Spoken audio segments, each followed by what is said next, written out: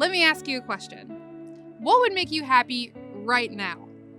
Your favorite food, a nap, to get a message from that person that's been on your mind?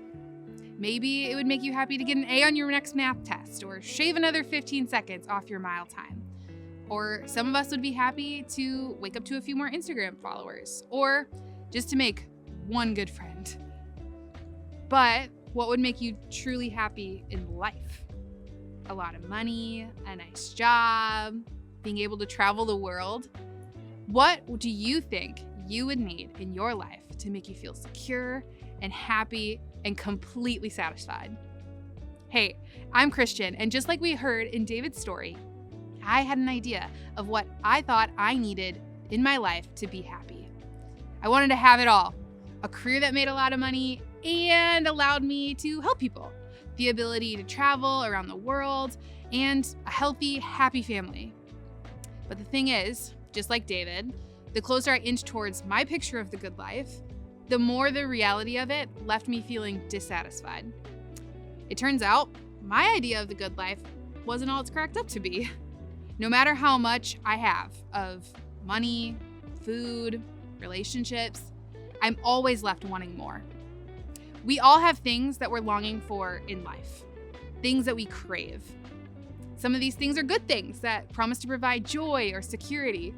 They may be things that we truly need. But somehow, no matter how much we chase these things, they always leave us wanting more. They never fully satisfy the hunger that's in us.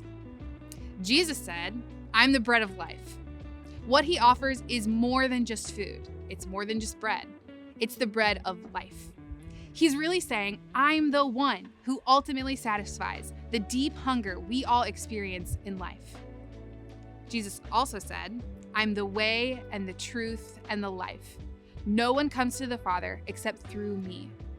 When Jesus says, "I'm the way," he's saying, I'm the way to a loving and lasting relationship with God, the only relationship that can fulfill the longing we have to be known, loved, and accepted.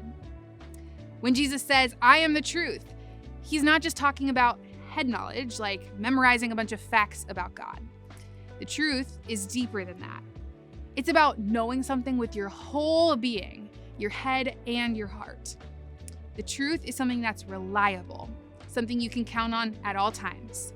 He is saying that through him, you can do more than just know about God. You can know God personally, and you can have a relationship with him that is dependable and trustworthy. When we know God like this and experience the depths of his love for us, it changes everything. See, what Jesus is saying, this is the best news ever. You can know God and have a relationship with him. You can know dependable, solid truth. In a time where it's hard to know what's true, that's incredible news. Now, I have friends that say, well, that's true for you, but it's not true for me. It's not my truth. And maybe you're thinking that. And hey, I get that perspective, honestly. But if you think about it, it doesn't really hold up, because the thing is, if Christianity is true, then it matters for every one of us. It changes everything and impacts the way we think about God, creation, the universe, and ourselves. It impacts the present and the future.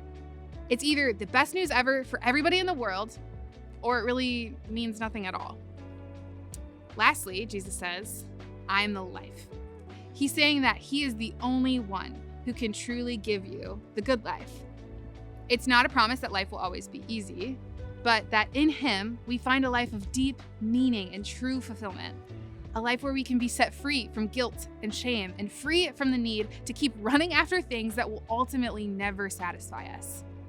Jesus came to offer us life, and life to the full. And that's exactly what Jesus wants for you and me. Life in all its fullness. Life at its very best. Jesus' idea of the good life is way better than what a good job, lots of money, or endless amounts of fun can offer. He offers us a life where we can be forgiven and set free. He offers us a life of purpose. Every other thing we turn to will eventually leave us feeling empty and needing more. Jesus is the only one who can fulfill the promise to satisfy our deepest longings and give us life at 100%. So, what does a good life look like to you? Turn to your neighbor and tell them about what your idea of a perfect day must include.